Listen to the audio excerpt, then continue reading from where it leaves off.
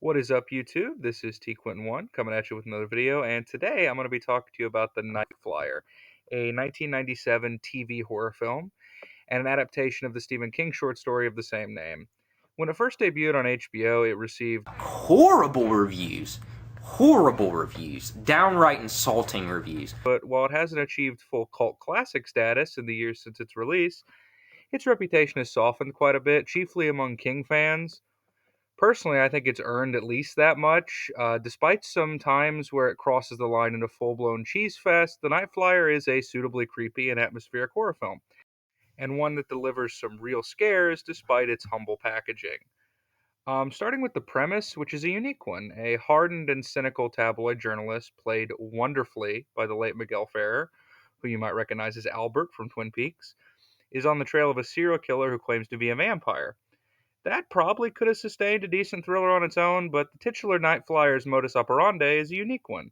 Essentially, he flies his plane into rural, isolated airports in the darkest and most low traffic parts of the night, and then slaughters the meager number of airline employees in increasingly shocking ways. It's one part Kolchak, two parts Tales from the Crypt, and all anchored by a deeply gothic tone and bleak script.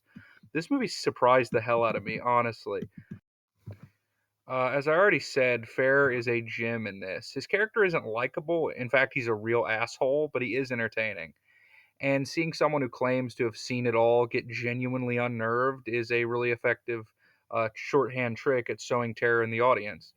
Plus, Julie Entwistle provides a perfect foil for him and up and coming reporter Catherine Blair. It's an old dynamic, one that you've doubtless seen a million times, but it works, and Entwistle gives a great performance. It's a shame she never really went on to do much else because she is note perfect in this. The runtime is also great. At 88 minutes, it never wanders too far from the main story, never loses sight of what's at stake, and unlike a lot of King films, especially back then, The Night Flyer has real suspense and a few straight up hair raising moments. From the opening kill to the downright terrifying final confrontation, this might just be the scariest King adaptation from that era, and I'm willing to die on that hill. It does stray from the original story in times, but in my opinion, that's another area in which the film shines.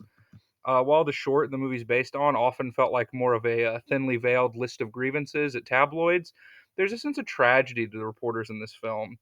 They're emphatically bad people, yes, but you get the sense they didn't used to be. That this morbid business is what's to blame, not the people themselves. I also think Brian Keene's score is awesome and really underrated. It helps keeps the movie spine tingling even when it does stumble here and there.